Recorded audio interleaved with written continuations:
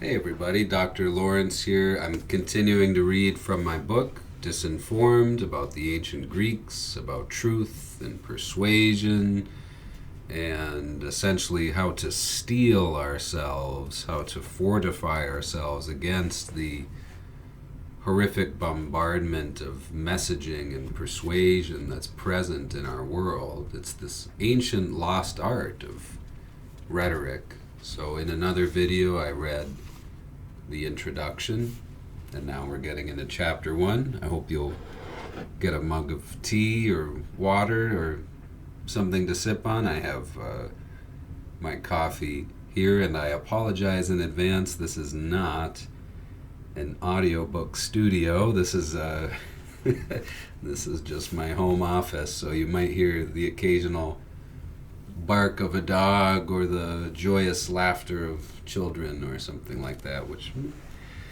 there's no real harm in that. But this is chapter one of Disinformed. What is truth? And the little epigraph here is from Gorgias, the ancient Greek sophist, or so-called sophist.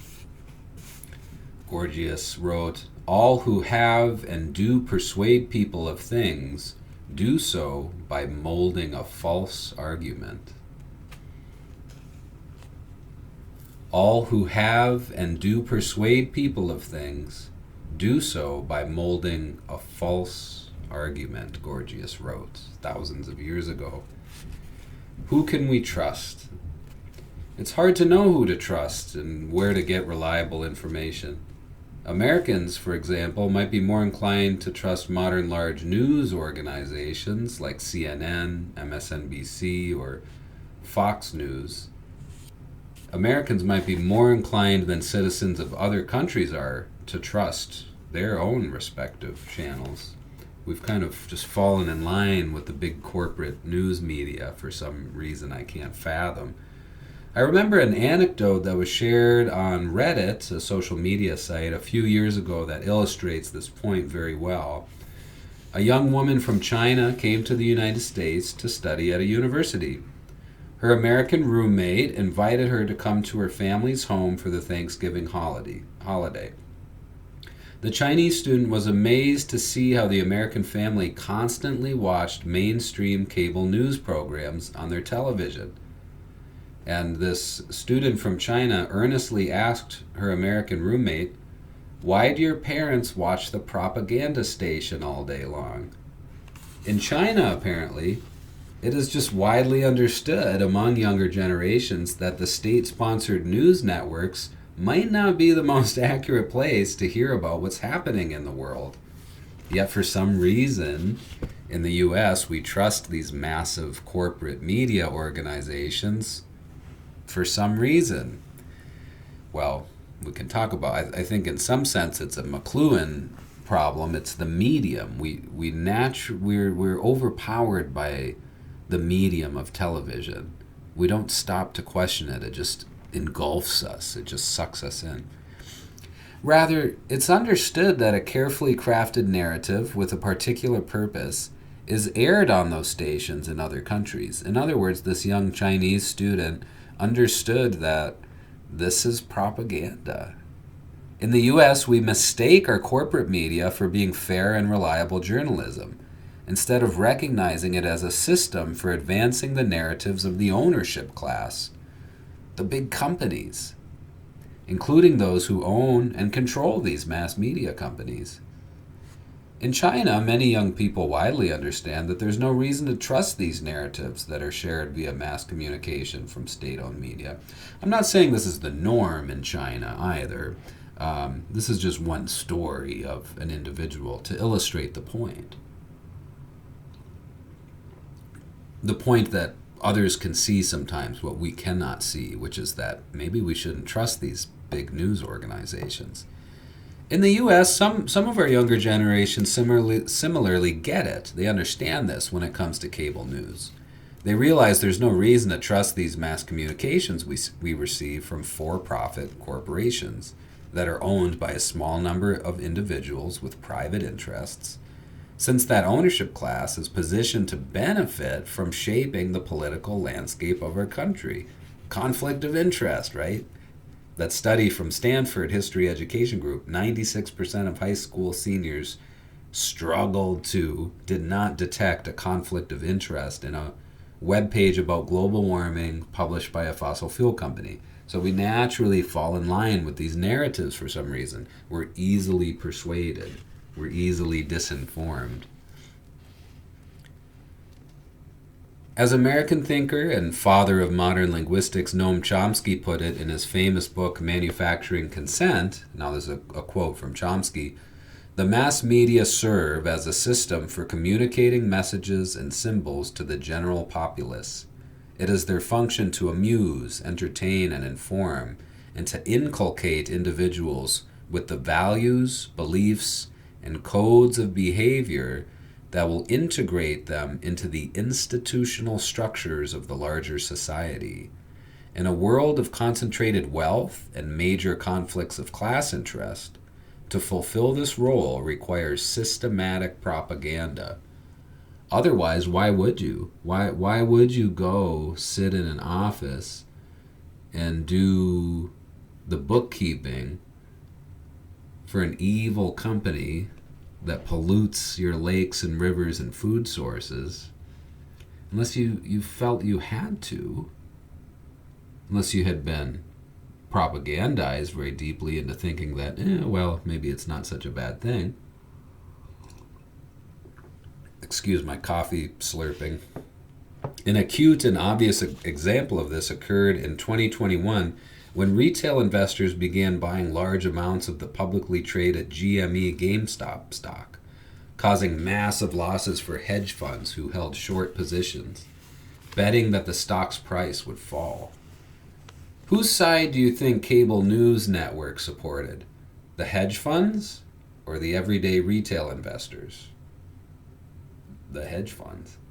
Now, these tactics are no longer limited to our cable news programs. While television and cable news are going by the wayside, companies and organizations have shifted to digital marketing on social media platforms. Facebook isn't new anymore. This happened in 2017. In 2017, for the first time, the global spend on digital advertising surpassed the global spend on television advertising, and it continues to tip in favor of digital. That's where companies are spending money. Billions, trillions, globally, right? I mean, massive amounts of money. It's not just a little social media manager sitting at Pepsi Corporation or whatever. Highly sophisticated techniques and strategies, and the majority of the advertising spending from political parties, from companies, it's going into the digital space. The disinformers have found new ways to reach us.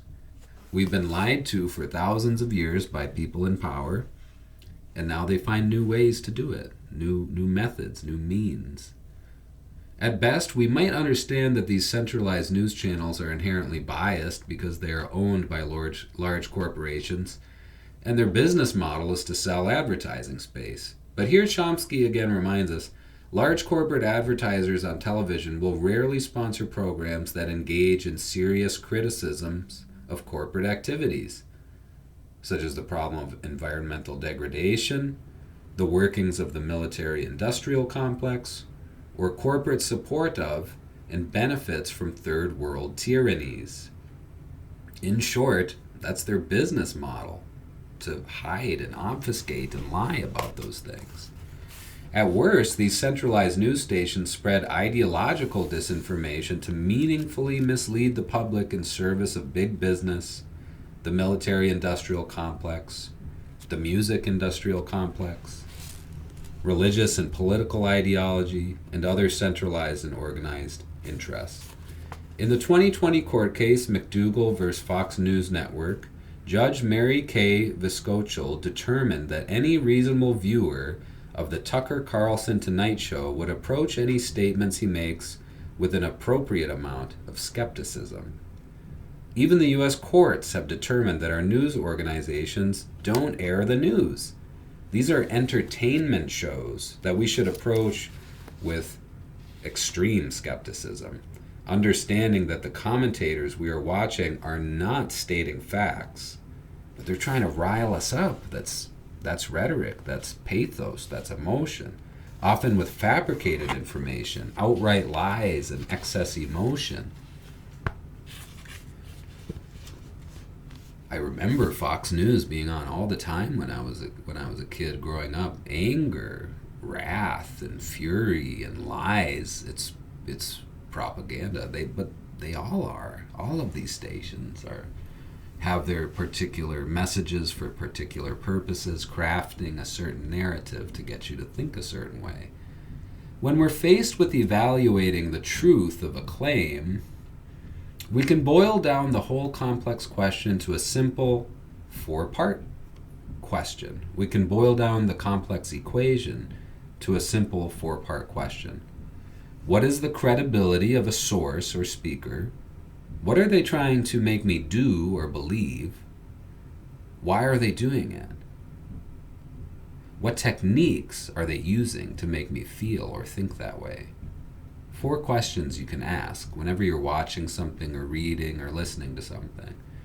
What is the credibility or source of a speaker? What are they trying to get you to do or believe? What techniques are they doing? What techniques are they using? And why are they doing it? What's their motivation? No single part of this question is easy to answer. As one team of researchers wrote in their 2017 study, determining who's behind information and whether it's worthy of our trust is more complex than a true or false dichotomy. More than 2,000 years ago, Aristotle wrote about ethos and the credibility of speakers. That was in 350 BCE, before the Common Era. Now we are just as likely to be fooled by a website, a social media post, or a vlog as we are to be persuaded by a person physically speaking. So for the ancient Greeks, they were thinking really about speech, that face-to-face interaction that you have with people. But the same art form is easily applied to the digital world, to the modern world. If an article, post, speaker, or web page looks vaguely well designed and similar to other things we've read or seen before, we tend to just automatically say, sure, I believe it. That looks legitimate. Why not? We very seldom stop to question the purpose, intent, or origin of the information. What was the motivation of it? How did it reach me? Why did I see this information in the first place? What was the algorithm that brought it to me? What was the targeting? Credibility is difficult to assess. When we see a well-groomed person in a sharp suit and shiny tie on a cable network, or even in a YouTube video, we're almost immediately tricked into thinking that person is credible. It's something like the Ted Bundy effect. The infamous serial killer dressed well, spoke intelligently, and carried himself like our idea of a well-meaning citizen. In this way, he was able to lure unsuspecting people to horrific deaths at his hands. All the time, we're being tricked in the same fashion. It's hard for me not to see cable news network presenters as like Ted Bundys in disguise, causing horrific problems in our lives and all throughout the world. Just because someone is wearing fancy clothes and sitting in front of a green screen does not mean they know what they're talking about. In truth, it doesn't mean anything other than that they purchased a suit, tie, and green screen. Maybe not even that. Maybe they were gifted or they stole it, or who knows, right? Doesn't matter how they acquire it. And maybe they know how to use some video editing software, or they paid someone else to do it. In the same way, we too easily accept the information we read in online spaces to be valid simply because it's there. We think perhaps, even at a subconscious level, well, this webpage looks legitimate enough, it must be true. But there's nothing qualifying about the existence of a web page in today's day and age. Anyone can create a website with a few dollars and an hour of time. Everywhere around us, we must be more skeptical of the credibility of the information that we see, read, and hear. Too often we see political candidates making speeches on subjects in which they have no formal background and they really have no right even to be speaking about at all. We've never elected a person with a PhD in environmental science to the presidency, even though that's one of the gravest issues that we faced. Yet every candidate for the position of president speaks confidently and unashamedly about environmental policy as though they were some expert in that field. When we ask these questions, what is the credibility of a source? What is it trying to make me do or think? How is it doing that? Why are they doing it? We begin to engage in a process of rhetorical analysis. That is, we're taking a critical step to stop these messages from spellbinding us and working us over, and instead start to assess communication in a more objective way. Take a video advertisement, for example. We see a Subaru commercial showing a car crash, but then the driver and their child safely walk away, saying they are thankful to have bought a Subaru. This is trying to work us over through the method of what Aristotle called pathos, an appeal to emotion. The viewer feels something, the fear of losing their child, the trauma of an automobile accident, perhaps a perceived lack of safety now in their own vehicle.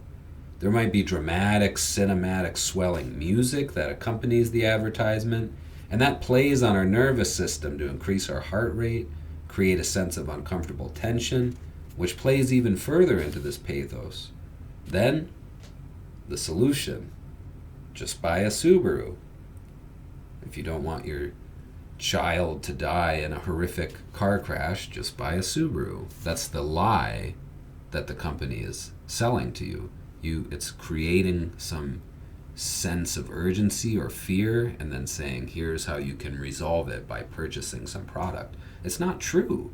You can still easily die in an automobile accident in a Subaru. I have nothing against the Subaru automobile company particularly. I drove an old green 98 Subaru Outback and I loved it. And I drove it as long as it could possibly last, which was a long time. But I do have something to say about these tactics and how you can be better prepared to spot them, analyze them, and not let them influence your life.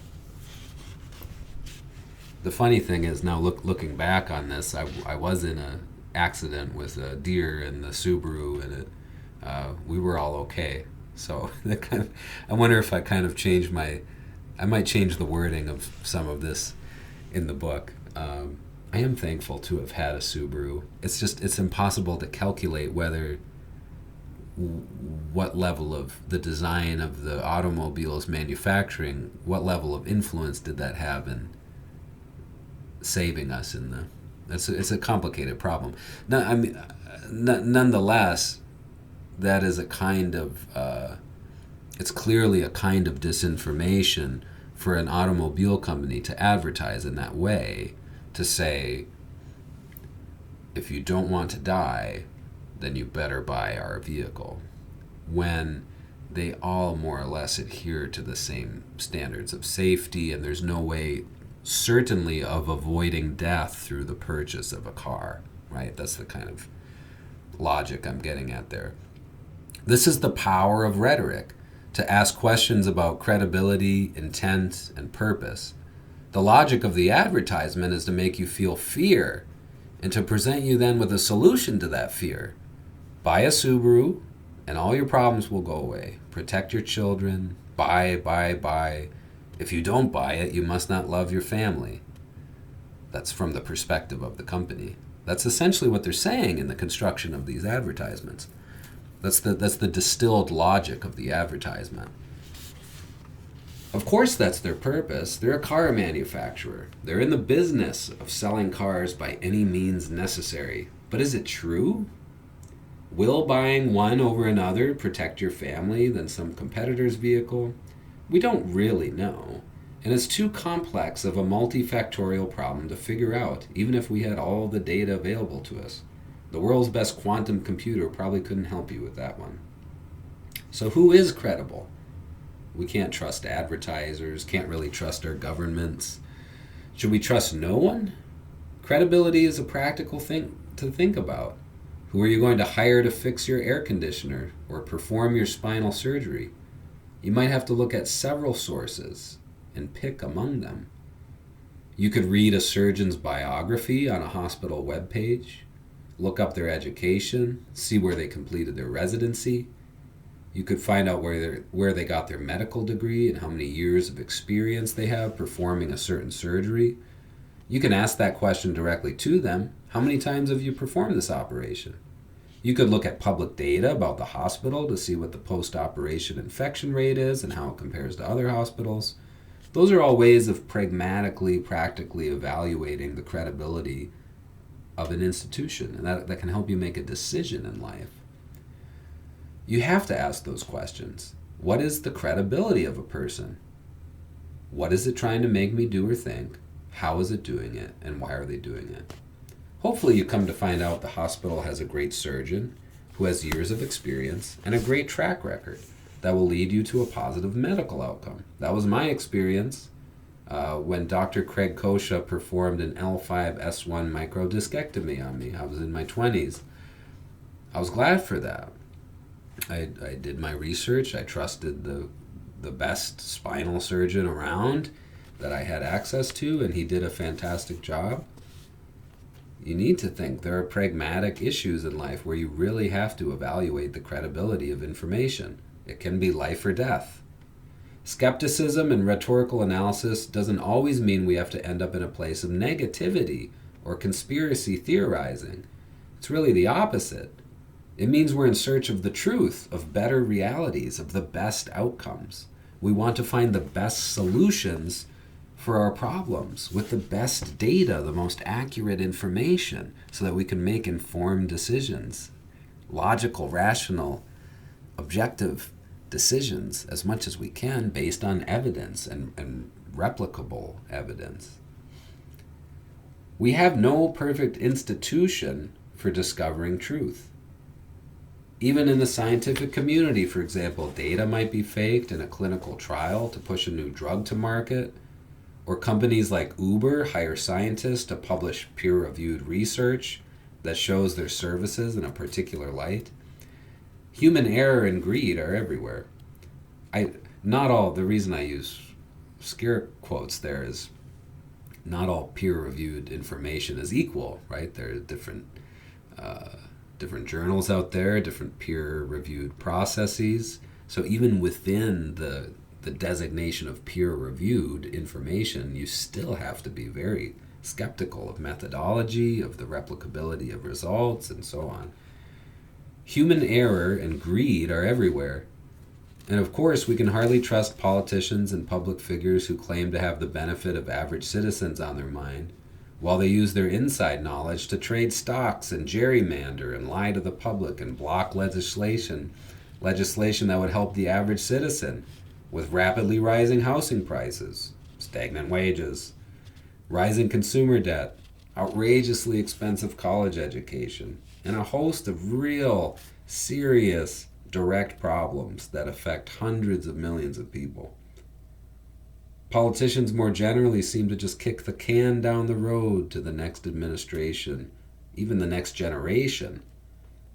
We've seen administration after administration promise to fix the housing crisis, the climate catastrophe, infrastructure, boost the economy.